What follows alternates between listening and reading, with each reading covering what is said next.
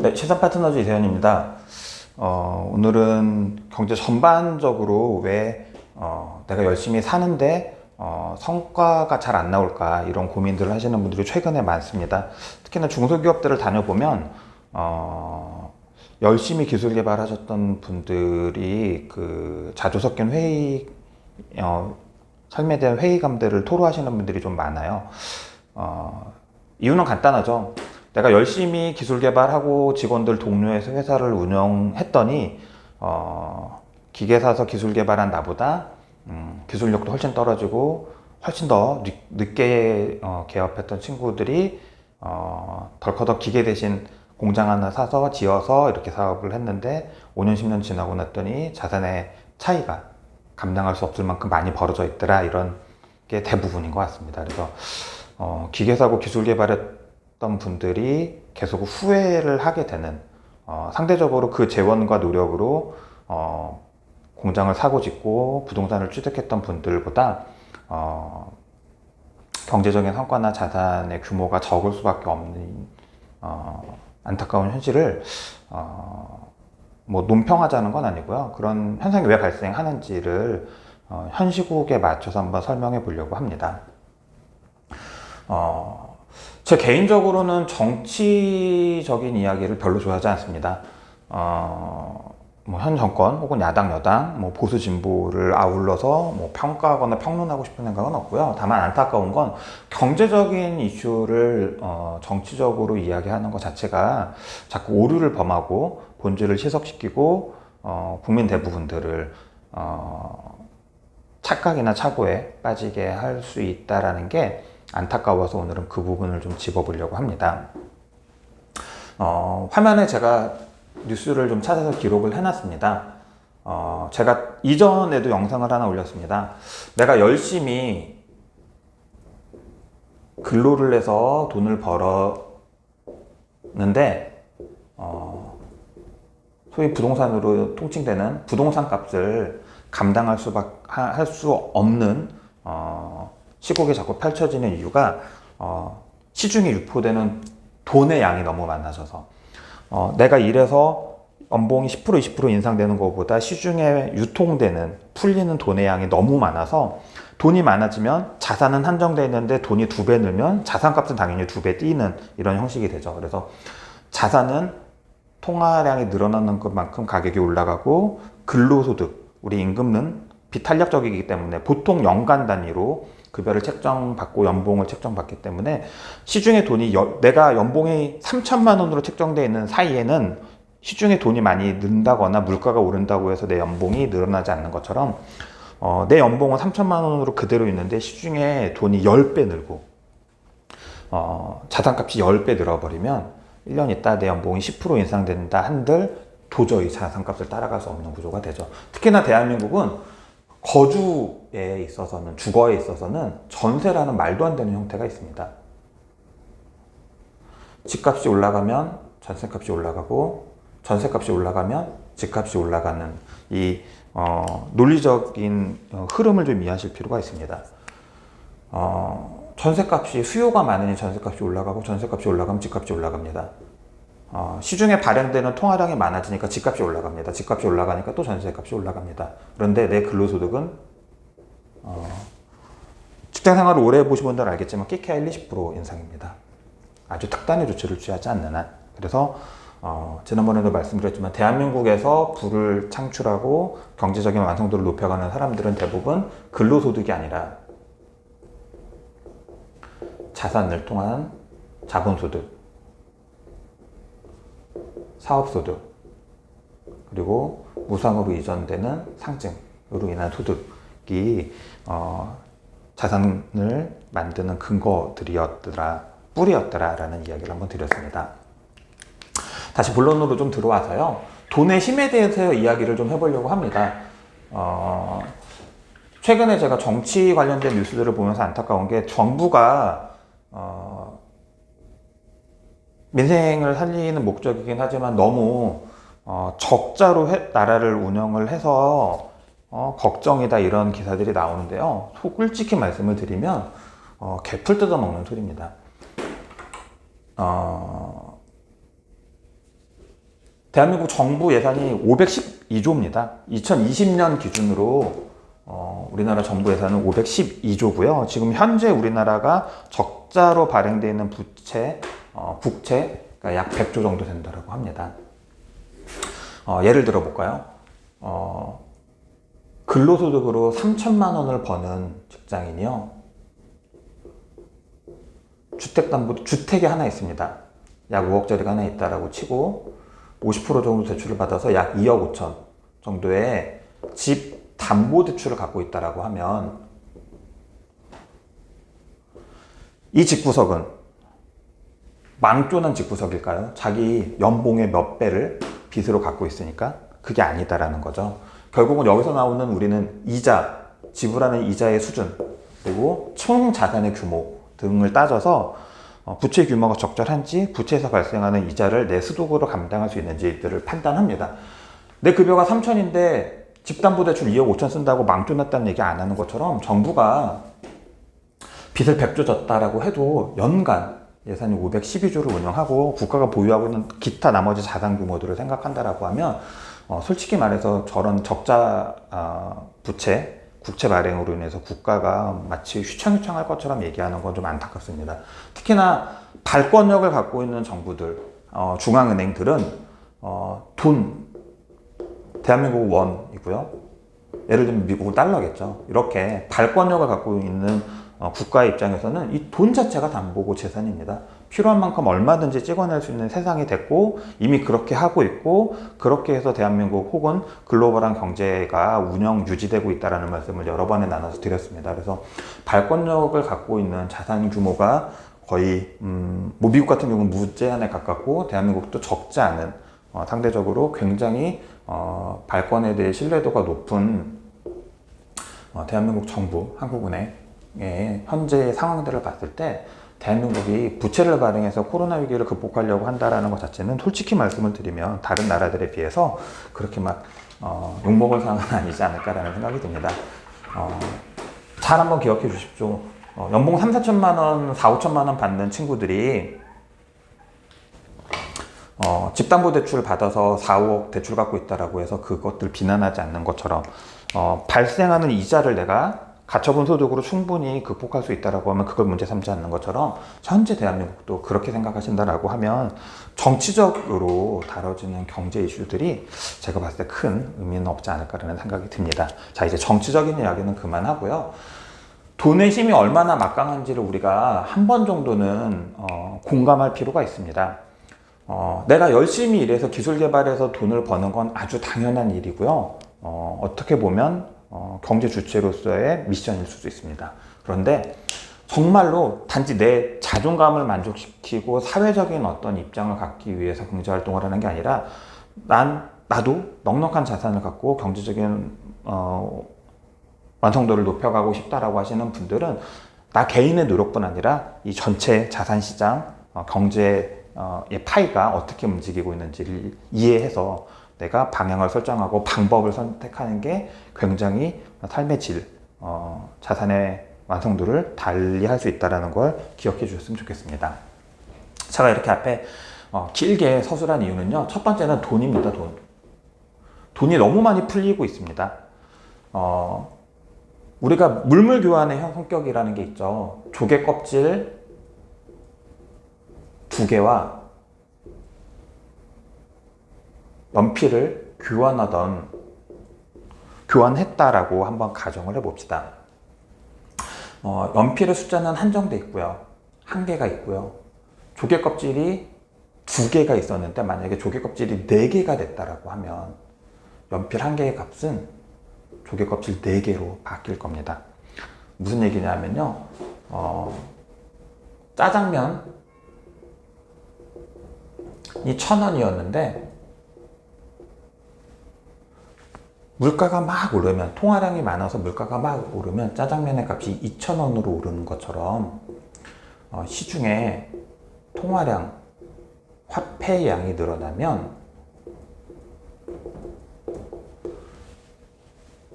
자산의 값은 올라갑니다. 물론 물가라는 개념이 있습니다. 근데 중요한 건 우리 생활 물가가 인상되는 것은 한참 후의 일이고요. 실제로 통화량이 늘어나면 가장 먼저 움직이는 건 자산의 값이 올라간다는 겁니다. 근데 통화량이 얼마나 늘어나냐면요.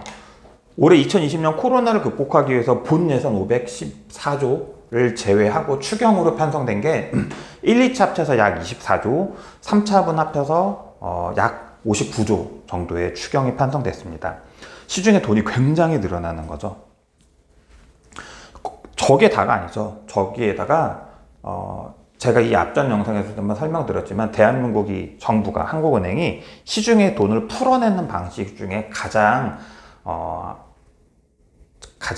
많이 빈번하게 사용되는 게 토지를 개발하거나 토지를 매입하거나 대단히 건축을 하는 행위들을 한다라고 말씀을 드렸습니다. 과거에는 더더군다나 토지를 사고 개발하는 국토개발을 통해서 시중에 돈을 뿌려댔고요. 정부가 최근에는 어떤 기관 사업이나 망사업, 교육, 인프라 등등을 구축하는 사업에 정부가 예산을 씀으로써 시중에 돈을 배포하는 형식들을 빌리고 있다는 말씀을 드렸습니다.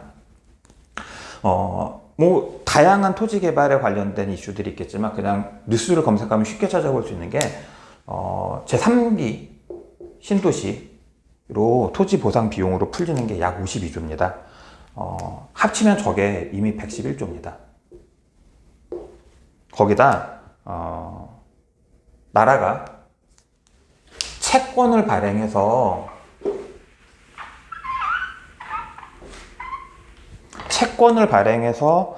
시중에 돈을 풀다 보면 국채라는 것은 우리가 전문용어로 구축효과라는 이야기를 합니다. 무슨 얘기냐면 경기의 불확실성이 커지면 커질수록 예측할 수 없는 환경이 되면 경제활동의 주체가 가계, 기업, 정부 이렇게 있다라고 봤을 때 기업도 돈이 필요하고 정부도 돈이 필요합니다. 그래서 정부는 국채를 발행하고요. 기업은 사채를 발행합니다. 자, 미국 달러가 전세적으로 수요가 많은 이유, 불확실성이 클수록 경기가 침체되면 침체될수록 금과 미국 달러의 시장 수요가 많아지는 이유는 안전자산이라고 느끼기 때문입니다. 자, 자산시장에 채권시장에 기업의 채권이 있고 정부의 채권이 있다라고 하면 불확실성이 높을 때 어떤 채권을 소비자들이 선택할까요? 국채에 대한 수요가 늘어납니다. 그러면 기업들은 동일한 이자에서는 사람들이 국채를 살 거기 때문에 회사들이 이자를 높여서 채권을 발행합니다. 그러면 기업들 입장에서는 자금을 조달하기 어려워지고 부대 비용이 많아져서 정부가 국채를 많이 발행하면 많이 발행할수록 단기간으로는 경기 활성화에 영향을 줄 수 있지만 그 반대적으로는 기업들이 채권이 시장 거래에서 원활하게 이루어지지 않을 수도 있다는 걸 우리 전문용어로 구축효과라고 합니다. 작용 반작용 같은 거죠. 이 효과를 반감시키기 위해서 발권력을 갖고 있는 한국은행이 취하는 게 국채 매입입니다. 한국은행이 국채를 매입하면서 이 구축효과를 반감시키는 거죠. 시중에 유포되는 국채량을 줄여버리니까요. 대신 한국은행이 매입하는 국채 양만큼 시중에 현금 유동성이 또 생깁니다. 즉 앞에서 말씀드렸던 것처럼 1, 2차, 3차 추경을 통해서 약 59조의 돈이 풀리고 국토개발이나 신도시 개발 등을 통해서 약 50조 이상의 돈이 풀리고 발행되어 있는 국채를 한국은행이 매입하면서 한국은행이 매입한다는 건 돈을 찍어낸다는 거예요. 돈을 찍어내면서 국채를 매입하다 보니까 시중의 화폐량이 또 늘어납니다. 그래서 이것만 따져도 약 120조, 130조 가량의 시중 유포되는 통화량이 늘어나게 된다는 거죠. 이렇게 어마어마하게 큰 돈들이 시장에 풀리면서 어쩔 수 없이 통화량이 화폐의 양이 크게 늘어나는 현상이 발생하고요. 통화량이 늘어나기 때문에 자산 값이 인상되는 효과가 발생합니다. 제가 안타까운 건 자꾸 이런 자산값이 인상되는 효과를, 자산의 가치가 인상되는 효과를 세금이나 대출 등으로 막으려고 하는 게 그러니까 큰 효과를 가져갈 수 없다라는 걸 정치권에 있는 분들이 좀 아셨으면 좋겠습니다. 그래서 지금 대출을 규제하고 세금을 물리겠다라고 하지만 주요 입지의 부동산 값들이 떨어지지 않는 이유는 어떤 효과를 쓰는 것보다 이 통화량이 늘어남으로써 자산값이 늘어나는 효과를 충분히 누릴 수 있다라고 생각하는 사람들이 시중에 많기 때문에 그렇습니다. 정말 부동산을 잡고 싶으면 시중에 유포되는 통화량을 줄여야 되는데요. 개방국가, 그러니까 개방경제활동을 하는 우리나라가 폐쇄국가, 폐쇄경제를 하는 나라가 아니고 개방되어 있는 나라이기 때문에 미국을 중심으로 한 전 세계 주요 국가들이 전부 다 돈을 찍어내고 있는데 대한민국만 안 찍을 수가 없죠. 그래서 결국은 전 세계적으로 통화량이 늘어나고 거기에 한국도 동참해서 통화량을 늘리고 있기 때문에 자산값이 상승하는 효과는 특히나 투자 가치가 있다고 느끼고 개발 호재가 있고 기타 여러 가지 수요를 유발할 수 있는 입지의 부동산 값들이 상승하는 건 이런 세금이나 대출 규제 같은 사후 규제로는 막을 수 없지 않을까 이런 생각이 듭니다. 역으로 한번 생각을 해보신다라고 하면 내가 경제활동의 주체입니다. 가능한 한 최대한 빨리 자산 가치가 상승되는 것들을 자산가치 상승하는 기류에 편승하는 지혜를 좀 발휘할 필요가 있습니다. 즉 무슨 얘기냐면 부동산의 가치가 올라간다라고 느꼈다. 그걸 우리가 논리적으로 이해했다라고 하면 그냥 막연히 아주 낮은 금리를 받는 은행에 저축을 해서 돈을 모을 것이냐 아니면 조금 더 투자 수익을 낼 수 있는 어떤 금융자산, 투자 펀드 등에 투자해서 돈을 모아서 부동산을 취득할 것이냐 이런 전략을 세울 수도 있지만 실제로 많은 경제 주체들은 융자를 받거나 투자를 유치해서 그렇게 만든 시드머니로 부동산을 먼저 취득합니다. 중요한 건 먼저죠. 먼저 취득했기 때문에 통화량이 늘어나서 부동산값이 올라가는 지가 상승 효과를 내 것으로 누릴 수가 있는 것입니다. 이미 많이 올라가고 나서 사면 당연히 효과가 반감될 수도 있고요. 들어가는 시드머니가 늦게 모아지거나 더 많은 비효율을 가질 수도 있기 때문에 실제로 지금 부동산을 투자하시는 분들은 은행에 저축해서 저축한 돈이 시드머니가 돼서 그 시드머니를 가지고 부동산을 사는 게 아니라 융자를 받거나 투자를 통해서 투자를 유치해서 그 시드머니를 가지고 부동산을 취득하고 개발하는 활동들을 아주 지금 현실 경제에서는 왕성히 기업들이 하고 있습니다. 대한민국은 기업들이 자금을 조달할 수 있는 루트가 굉장히 다양합니다. 대한민국에서 중소기업을 운영하는 사장님들이라고 하면 이런 돈이 어마어마하게 풀리고 늘어나고 시중에 자산가치가 급상승하는 게 지속될 것이라고 공감할 수 있는 분들이라고 하면 내가 어떻게 최고 효과적인 방법으로 시드를 만들어서 그 시드로 자산을 구축해 나갈지 아주 심도 있게 고민하시는 게 현명한 방법이 아닐까라는 생각이 듭니다. 기술 개발하고 열심히 일해야 됩니다. 열심히 매출을 만들고 이익률을 개선하는 작업들을 해야 되고요. 그렇게 해서 그 과정에서 발생하는 세금이나 부대 비용들을 전략적으로 효과적으로 제도를 활용해서 줄여나가는 노력도 당연히 해야 됩니다. 그런데 그것보다 더 근본적인 건 그렇게 해서 내가 구축하는 돈들이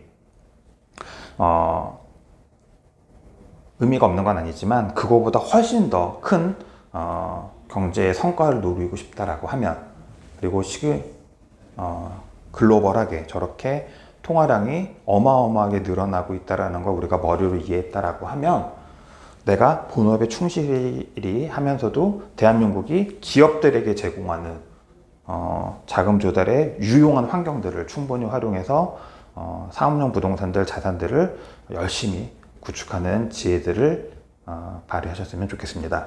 관련해서 기업이 시드를 만들고 전략을 세워서 경제적인 효과를 높이는데 시선 파트너가 일조하고 있습니다. 오늘 다룬 내용들에 대해서 함께 고민해 보고 싶은 기업 관계자들은 연락 주시면 함께 고민하겠습니다. 감사합니다.